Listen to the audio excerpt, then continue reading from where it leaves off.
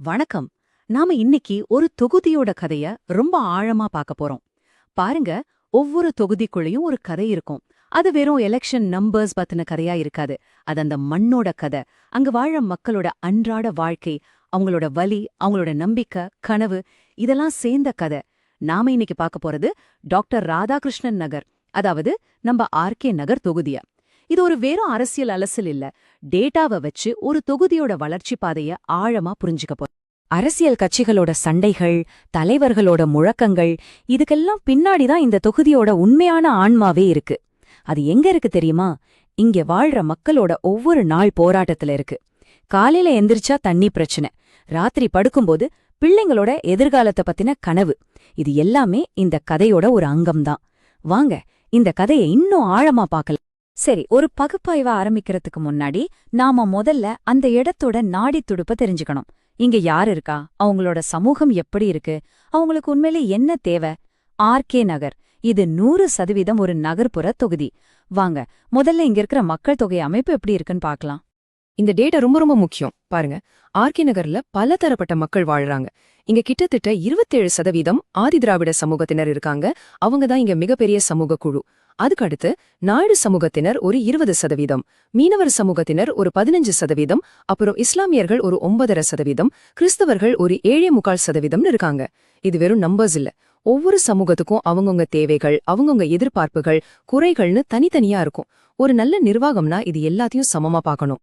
அப்போ இத்தனை சமூகங்கள் இருந்தாலும் அவங்க எல்லாரோட பொதுவான குரல் என்னவா இருக்கும்? ரொம்ப சிம்பிள். இந்த 3 வார்த்தையில சொல்லிடலாம்: உடைந்த குழாய்கள், உடைந்த சாலைகள், உடைந்த வாக்குறுதிகள்.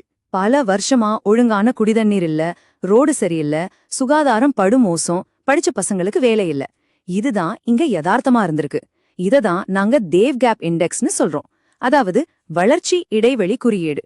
சிம்பிளா சொல்லணும்னா, மக்களுக்கு என்ன தேவையோ அதுக்கும் அரசாங்கம் என்ன செய்யுதோ அதுக்கும் நடுவுல இருக்கிற ஒரு பெரிய பள்ளம் தான் இது. மக்களோட இந்த வலியும் விரக்தியும் ரொம்ப நாள் அமைதியா இருக்காது இல்லையா? அது ஒரு நாள் வாக்கு பெட்டியில எதிரொலிச்சுதான் ஆகணும். சரி, இப்போ நாம மக்களோட உணர்வுகளை பார்த்தோம். இனி அதையே நம்பர்ஸ்ல பாப்போம். ஏன்னா நம்பர்ஸ் பொய் சொல்லாது. ஆர்கே நகர்ல நடந்த ஒரு பெரிய அரசியல் மாற்றத்தை பத்தின கதைய அந்த நம்பர்ஸ் தான் நமக்கு சொல்லப் போகுது. இந்த நம்பரை கொஞ்சம் நல்லா பாருங்க. +37,000. இது என்னன்னா 2016க்கும் 2021க்கும் நடுவுல திமுகவுக்கு ஆதரவா திரும்பின வாக்குகளோட எண்ணிக்கை. இது ஏதோ சின்ன மாற்றம் கிடையாது, இது ஒரு அரசியல் பூகம்பம். ஒரே நேரத்துல இத்தனை ஆயிரம் மக்கள் தங்களோட முடிவை மாத்துறாங்கன்னா அது ஆளுங்கட்சிகள் ஒரு நேரடியான எச்சரிக்கை. மக்களோட பொறுமைக்கும் ஒரு எல்லை இருக்குங்கிறத இது தெளிவா காட்டுது. அந்த அரசியல் பூகம்பம் எவ்வளவு பெருசுங்கிறத இந்த சார்ட் இன்னும் தெளிவா காட்டுது.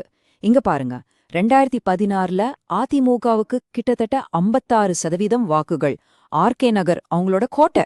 ஆனா வெறும் 5 வருஷத்துல 2021ல அவங்களோட வாக்கு வாங்கி சரிபாதியா குறைஞ்சு வெறும் 28% ஆயிடுச்சு. அதே சமயம் திமுகவோட வாக்கு வாங்கி 33%லிருந்து 51%க்கு மேல போயிருக்கு. இது வெறும் ஒரு கட்சி ஜெயிச்சதில்ல, இது நிர்வாகம் சரியில்லைன்னு மக்கள் கொடுத்த தீர்ப்பு. சரி, என்ன நடந்ததுன்னு டேட்டா தெளிவா சொல்லிருச்சு. ஆனா ரொம்ப முக்கியமான கேள்வி, ஏன் இப்படி நடந்துச்சு? இந்த பெரிய மாற்றத்துக்கு பின்னாடி இருந்த ஆழமான காரணங்கள் என்ன? வாங்க, இந்த தேர்தல் முடிவோட ஆணி வேற நாம தேடி போலாம். மக்களோட விரக்திக்கு 4 முக்கிய காரணம் இருந்துச்சு. 1, பல வருஷமா உள்கட்டமைப்ப கண்டுக்கவே இல்ல. தண்ணி, ரோடு, சாக்கடைன்னு அடிப்படை வசதி கூட இல்ல. 2, இளைஞர்களுக்கு வேலையில்லா திண்டாட்டம். படிச்ச பசங்களுக்கு உருப்படியா வேலை கிடைக்கல. 3, நலத்திட்டங்கள். அரசாங்கம் அறிவிச்சாலும் அது சரியா போய் சேரல. கடைசியா 4வது, இது எல்லாத்தோட விளைவா உள்ளூர் தலைவர்கள் மேல மக்களுக்கு இருந்த நம்பிக்கையே போயிடுச்சு. இங்க நாம ஒரு முக்கியமான விஷயத்த புரிஞ்சுக்கணும். அதுக்கு பேரு நலத்திட்ட சோர்வு, அதாவது வெல்ஃபேர் ஃபெட்டிக்.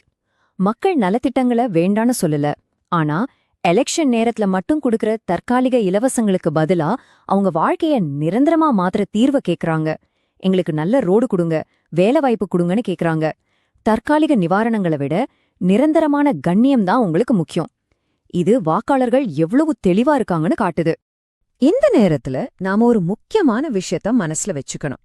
பொது வெளியில பேசும்போது ஒவ்வொரு குடிமகனோட வாழ்க்கை அனுபவத்தையும், குறிப்பா அவங்களோட கஷ்டத்தையும் நாம மதிக்கணும்.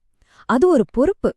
மக்களோட கோவத்தை வெறும் நம்பர்ஸா பார்க்கக்கூடாது, அது அவங்களோட கண்ணியமான வாழ்க்கைக்காக அவங்க நடத்துற போராட்டத்தோட ஒரு வெளிப்பாடு.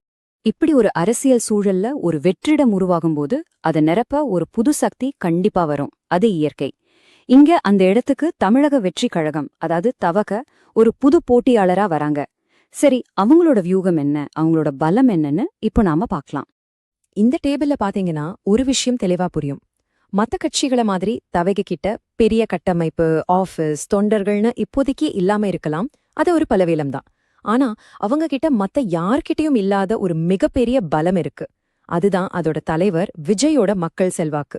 இது மத்த கட்சிகளால காசு கொடுத்தோ இல்ல வேற எப்படியோ உருவாக்கவே முடியாது. அவங்களோட வியூத்த நாம சதுர்முக கோட்பாடுன்னு சொல்லலாம். அதாவது 4 முகம் கொண்ட ஒரு திட்டம். முதல் முகம் சிவன், அதாவது ஆக்ரோஷம். எது மேல? ஊழல் மேல, அரசாங்கத்தோட அலட்சியம் மேல. இந்த சிஸ்டத்தை அடியோடு மாத்தணும்னா முதல்ல ஒரு ஆக்ரோஷம் தேவை. அதுதான் இது. அடுத்து 2வது முகம் விஷ்ணு. இது நிலைத்தன்மைய குறிக்குது. ஆக்ரோஷம் மட்டும் பத்தாது, மக்களுக்கு ஒரு நிலையான ஆட்சியை கொடுக்க முடியும்னு நம்பிக்கைய கொடுக்கணும். தமிழ் பெருமைய மையமா வச்சு நிர்வாக சீர்திருத்தங்களை கொண்டு வருவோன்னு சொல்றதுதான் இந்த முகம். 3வது முகம் பிரம்மா, அதாவது புதுமை. பழைய சிஸ்டத்தை தாக்குறது மட்டும் இல்ல, அதுக்கு பதிலா புதுசா என்ன செய்ய போறோம்னு சொல்லணும் இல்லையா? சாதிவாரி கணக்கெடுப்பு, புது கல்விக் கொள்கைன்னு அமைப்பு ரீதியான பெரிய மாற்றங்களை பத்தி பேசுறதுதான் இந்த 3வது முகம். கடைசியா 4வது முகம் துர்கா, அதாவது பாதுகாப்பு. சமூக நலன், சுற்றுச்சூழல், பெண்கள் முன்னேற்றம்னு ஒரு நல்ல அரசாங்கம் செய்ய வேண்டிய அடிப்படை கடமைகளை இது சொல்லுது. பலவீனமானவங்கள பாதுகாக்கிறது தான் ஒரு அரசாங்கத்தோட முதல் வேலை. இந்த 4ம் சேர்ந்ததுதான் அவங்களோட முழுமையான வியூகம். ஓகே, நம்ம இதுவரைக்கும் பிரச்சனைகள் என்னன்னு பார்த்தோம், அரசியல் மாற்றம் எப்படி வந்துச்சுன்னு பார்த்தோம், ஒரு புது சக்தியோட வியூகம் என்னன்னு புரிஞ்சுக்கிட்டோம். ஆனா வெறும் பேச்சுக்கும் செயலுக்கும் வித்தியாசம் இருக்கு. ஒரு தெளிவான செயல் திட்டம்தான் ஒரு பிரச்சாரத்தை ஒரு அரசாங்கமா மாத்தும். வாங்க இப்போ வாக்குறுதிகளை விட்டுட்டு நிஜமான திட்டங்களை பத்தி பேசும். ஆனா ஒரு நிமிஷம், எந்த ஒரு திட்டத்தை செயல்படுத்துறதுக்கு முன்னாடியும் நாம ஒரு முக்கியமான விஷயத்த ஞாபகம் வச்சுக்கணும். மக்களுக்கான எந்த திட்டமும் நம்பிக்கை மேலதான் கட்டப்படணும். அந்த நம்பிக்கை எங்கிருந்து தொடங்குது? மக்களோட தனிப்பட்ட தகவல்களை மதிக்கிறதுல இருந்து, அவங்களோட அனுமதியோட அதை பயன்படுத்துறதுல இருந்து. இந்தியாவோட புதிய டிபிடிபி சட்டம் இததான் சொல்லுது. இது இன்னைக்கு காலத்துல ரொம்ப அடிப்படையான ஒரு விஷயம். இப்போ உங்க மனசுல ஒரு கேள்வி வரலாம். இத்தனை வருஷமா கண்டுக்காம விட்டதுக்கு அப்புறம் உண்மையிலே எல்லாவது செய்ய முடியுமா? இது நியாயமான கேள்விதான். வெறும் வாக்குறுதியெல்லாம் கேட்டு கேட்டு மக்களுக்கு சலிச்சு போச்சு. அதனால வாங்க இனி நாம உறுதியான, அளவிடக்கூடிய தீர்வுகளை பத்தி பார்க்கலாம். மக்களோட முக்கிய குறைகளுக்கு நேரடியா பதில் சொல்ற மாதிரி 3 திட்டங்கள். 1, புதுசா ஒரு குடிநீர் குழாய் திட்டம். உடைந்த குழாய்கள் பிரச்சினைக்கு இதுதான் நிரந்தர தீர்வு. 2, ரோடு மற்றும் தெருவிளக்கு மேம்பாட்டு திட்டம். உடைந்த சாலைகள் பிரச்சினைக்கு இது தீர்வு. 3, இளைஞர்களுக்கு ஒரு ஸ்கில்ஸ் ஹப். உடைந்த வாக்குறுதிகளுக்கு பதிலா இது இளைஞர்களுக்கு ஒரு நிஜமான வாய்ப்பை உருவாக்கும். இது வெறும் திட்டங்கள் இல்ல, இதெல்லாம் முதலீடுகள். இந்த டேபிள்ல பாருங்க, ஒவ்வொரு திட்டத்துக்கும் எவ்ளோ செலவாகும், எவ்ளோ நாள் ஆகும், அதனால மக்களுக்கு என்ன நன்மை கிடைக்கும்னு தெளிவா இருக்கு. இதுக்கு பேர் தான் கவர்னன்ஸ் ROI. அதாவது செலவு பண்ற ஒவ்வொரு ரூபாய்க்கும் மக்களுக்கு என்ன திரும்ப கிடைக்கும்னு கணக்கு சொல்றது. உதாரணத்துக்கு, தண்ணி திட்டம் வந்தா 24 மணி நேரமும் குடிநீர் கிடைக்கும். ஸ்கில்ஸ் ஹப் மூலமா வருஷத்துக்கு 2000 இளைஞர்களுக்கு பயிற்சி கொடுக்க முடியும். இதுதான் டேட்டாவை வச்சு பொறுப்பா ஆட்சி செய்யறதுக்கான ஒரு ப்ளூ பிரிண்ட்.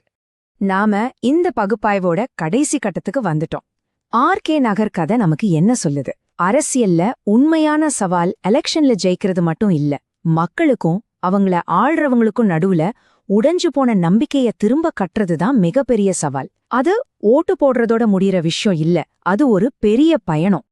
RK நகரோட கதை நம்ம எல்லார்கிட்டயும் ஒரு ஆழமான கேள்வியை விட்டுட்டு போகுது. யோசிச்சு பாருங்க, உண்மையான தேர்தல்னா என்ன? அது வெறும் ஓட்டுக்காகவும் அதிகாரத்துக்காகவும் நடக்கிற ஒரு போட்டியா, இல்ல ஒவ்வொரு குடிமகனுக்கும் ஒரு கண்ணியமான வாழ்க்கையை கொடுக்கணுங்கிற அடிப்படை வாக்குறுதிக்காக நடக்கிறதா? RK நகர் மக்கள் அவங்களோட ஓட்டு மூலியமா இதுக்கு தெளிவான ஒரு பதில சொல்லிருக்காங்க. If you want to become a people-centric leader and uplift your constituency, get in touch with Blueprint Strategies AI at mgr@blueprintstrategies.ai or call 080-420-4162. Purpose beyond politics.